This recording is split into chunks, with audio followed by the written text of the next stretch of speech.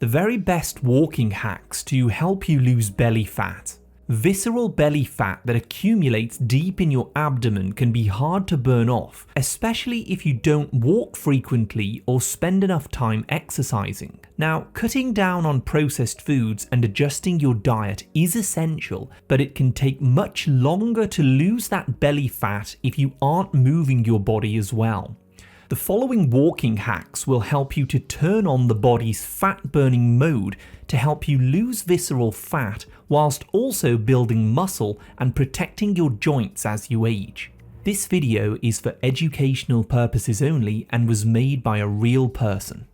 Now, the first thing that you can introduce is a simple morning walk. Consider doing a 20 to 30 minute walk every morning before you eat any breakfast or calories. You see, after you sleep, your body is in a deep fasted state where insulin levels are at their lowest, and this makes it easier to burn visceral belly fat. Studies show that just 20 minutes of morning walking can actually increase fat use by 20 to 30% compared to walking after a meal. In a fasted state, it can also increase human growth hormone by up to 300%. This one helps to protect and grow your muscles all whilst losing fat. Also, if you're a person who's under a lot of stress, early walks can also help to release that trapped energy in the body and lower cortisol, which in turn helps with regulating hunger hormones like ghrelin and leptin, so you'll tend to feel less hungry throughout the day. You might also consider drinking a single cup of green tea. So before you go out for your walk, steep an organic green tea bag in some warm water about 80 degrees for 2 to 3 minutes. Be sure that you don't add any honey, sweeteners, milk or cream. Keep it completely plain to avoid an insulin spike. Green tea contains something called EGCG, which works with the caffeine in it to raise norepinephrine. So what is that? This is a hormone that binds to receptors on your visceral fat cells, telling them to break down stored fat and release it as energy for your muscles. Studies are now showing that drinking just 1 cup of green tea before walking can actually increase fat burning by up to 17%, which is amazing. Next, you'd want to walk in areas with lots of greenery.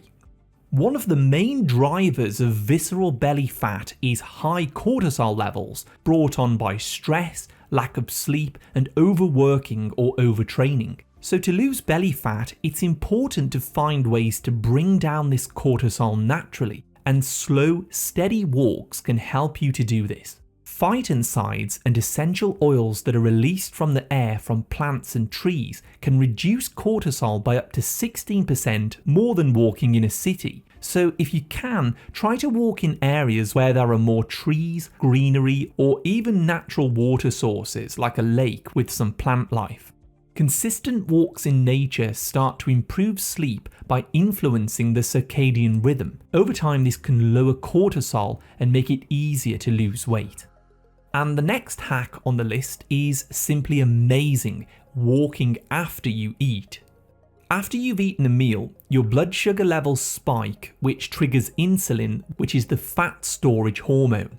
Over time, too much insulin can cause insulin resistance and a large pot-shaped belly that seems impossible to burn off. But simply getting up, moving and walking for 2 to 5 minutes after a meal can actually lower blood sugar and insulin spikes by up to 30%, which is enormous. This will help to reduce ectopic fat in the liver and visceral belly fat from accumulating and worsening over time. Moving after you've eaten also naturally helps to mobilize waste through your gut, reducing bloating and inflammation. Again, helping stored belly fat become more accessible to burn as you go through your day. If you're enjoying this video, please hit the like button, subscribe, and turn all notifications on so that I can keep you updated with the latest health and nutrition tips. And now I'm going to show you how you can take your walks to the next level. During your walk, begin power walking briskly to get your heart rate up for about 3 minutes. and then you want to slow down and walk at a slower pace for another 3 minutes, alternating between these two speeds. This is called interval training. The alternating pace trains your cardiovascular system to deliver more oxygen to your cells. This creates a very powerful afterburn effect, so your body keeps burning calories even after you've stopped walking. Studies show that this can improve insulin sensitivity, VO2 max, and fat loss much more than just doing a steady walk. Try to remember that the benefit from this is your heart rate slowing and recovering, not pumping hard. This is what trains your metabolism to adapt. And now we'll talk about sunlight for a moment. When sunlight enters your eyes, it stimulates part of your retina that tells your brain to make and store more serotonin, which is the happy hormone. This is why it's so important to walk outside as much as you can, rather than just using the treadmill at home or being inside a dark gym. Serotonin naturally curbs cravings, making you feel happier and more cheerful. Daytime serotonin also converts to melatonin at night, giving you deeper sleep and better insulin sensitivity, so your cells can burn belly fat for fuel more easily. Moreover, people with high amounts of visceral belly fat are nearly always deficient in vitamin D. But when UV rays from the sun contact your skin, your body starts making more vitamin D, a natural anti-inflammatory hormone that helps to prevent and ease joint pain, burn visceral fat, and improve the function of your liver. Now, another way to burn more fat when you're walking is by entering zone 2. Walk at a brisk, conversational pace where you have enough breath to talk in full sentences, but you wouldn't be able to sing a song comfortably. This generally takes you up to about 60 to 70% of your max heart rate. It should feel like you're working and pushing hard, but you're still steady. At this level, your body uses the highest percentage of fat for fuel, and it trains your energy factories to burn fat more efficiently even when you're resting later. And number 8 is inclined or hill walking. Walking on just a 5 to 10% gradient incline can activate your larger muscles like your glutes, hamstrings, and calves. This can help your body to burn 20 to 40% more calories than when you're walking on a flat surface, so integrate hills into your walks when you can. Although it may feel harder, hills are actually safer for your joints because they take the pressure off your knees onto your stronger hip and glute muscles instead. Hill walking actually helps pump synovial fluid around the cartilage, helping your joints to stay cushioned and pain-free as you age. The extra pressure can also boost growth hormone, helping to mobilize that stored fat in your belly a bit more. And another way to burn more fat is by breathing through your nose. When walking, you may be tempted to start breathing more through your nose to get more oxygen, but I would suggest that you breathe through your nose instead of your mouth. Nose breathing helps you to retain a little more carbon dioxide in your blood, which helps make it easier for oxygen to enter your muscles. With more oxygen reaching your muscles, your body naturally shifts to burning more fat for fuel instead of relying on sugar. It also strengthens the diaphragm and can reduce stress and cortisol. And now number 10 is cold or winter walks. Although it's probably harder to motivate yourself, you should definitely try to go for more walks during the winter. When you walk in cold weather, your body burns more brown fat to help keep you warm. Even mild shivering can increase calorie burn by up to 5 times higher than normal walking. When you activate brown fat, it pulls fuel from the visceral fat cells around your belly and organs, and it's also been shown to improve blood sugar control.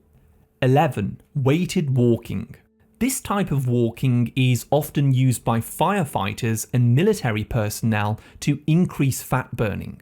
All you need to do is add about 5 to 10% of your total body weight in a backpack. You can do this with some heavy cans, water bottles, or weights to increase your calorie burn by over 50%. Make sure that when you are walking that you do not slouch forward, be sure to maintain good posture to avoid rounded shoulders. Over time, weighted walking can increase bone density, helping to keep them strong as you age. Next, we have a simple drink to get the most out of your walk. Before heading out, add 1/4 teaspoon of Celtic salt to a bottle, add a squeeze of fresh lemon juice, and fill the rest up with water. Shake it up and then drink this during your walk to stay hydrated and replenish your electrolytes. You see, the sodium from the salt is important because it helps water be absorbed into the muscle to help raise energy and mobilize fat. You can actually use any type of salt you like, but Celtic salt has more trace minerals like magnesium and potassium for that extra boost. Another great idea is doing some step tracking. If you're not a walker but you want to start making a habit of it, I suggest getting yourself a pedometer or a smartwatch to track your steps. Studies show that people who step track naturally start adding around 3,000 steps per day without even trying. You see, every extra 2,000 steps a day is linked to an 8% lower risk of visceral fat buildup. So by setting a target and watching your numbers climb, you tap into the brain's reward system, which makes walking become more of a habit. And now this one is a game changer: post-walk protein. Up to 60 minutes after you walk, there is a golden anabolic window where your muscles can soak up more amino acids and grow. So eat a protein-rich meal straight after your walk, like eggs, salmon, or some grass-fed beef, for example. Studies show that 20 to 25 grams of protein after exercise can boost muscle growth by up to 50% compared to eating protein when you're resting. The more lean muscle you gain, the more fat you can burn while you're resting, meaning less subcutaneous belly fat and less visceral fat stored around the organs. And finally, let's look at the stack effect. Although many of the hacks in this video are small, over time they can make a huge difference when you stack them together. So let's summarize everything we've talked about today. Start your day with a plain cup of green tea, no calories to stimulate the metabolism. Go for your first fasted walk of the day, aiming for at least 20 minutes to start burning visceral fat and spiking human growth hormone. After meals, do a short 5 to 10 minute walk to flatten your blood sugar spikes and help prevent more belly fat from forming. And then add some variety into your walking routines, like some interval walking, zone 2, cold weather, weighted backpacks, or inclined walks to force your metabolism to become more flexible. Make sure to stay hydrated with your Celtic salt and lemon water, and eat protein after walks rather than before for better muscle support. And you might even want to add an evening stroll into the mix when you can to lower cortisol, balance your appetite, and help you to sleep deeper at night for better hormone balance.